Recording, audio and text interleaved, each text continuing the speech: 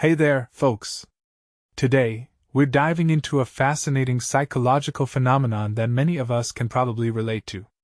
Have you ever walked into someone's home and immediately heard an apology for the state of their house, even though it looked perfectly fine?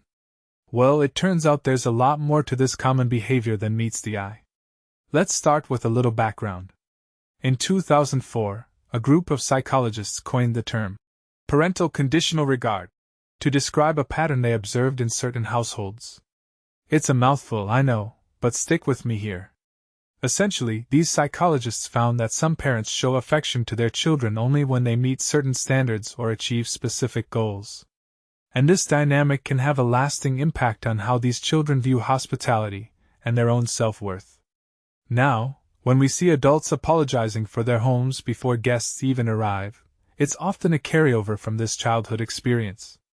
It's not necessarily about cleanliness or perfectionism, but rather a deep-rooted belief that hospitality must be earned. These individuals are paying a sort of emotional tax at the door, acknowledging that their home isn't good enough and that they're offering hospitality despite their perceived shortcomings. This reflex often traces back to a household where hospitality was more of a performance than a genuine exchange.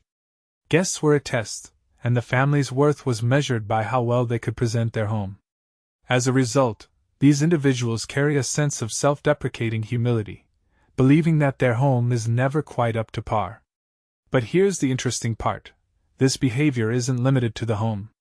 It extends to other areas of life, like apologizing for taking up space in a photograph or a restaurant booth. It's a learned response to the idea that being seen comes with a cost. Now, it's important to note that not all apologies are created equal. Some apologies are genuine attempts at repair, while others can backfire. And interestingly, the refusal to apologize can also stem from a fragile sense of self. It's all about control and managing how others perceive us. So, what can we take away from all this? Well, for one, it's a reminder that our childhood experiences can have a profound impact on our adult lives. But it's also a call to be mindful of our own behaviors and the messages we send to those around us. If you're someone who apologizes for your home, try to notice when and why you do it. Maybe it's time to challenge those old beliefs and embrace the idea that your home, and by extension, yourself, are good enough just as they are.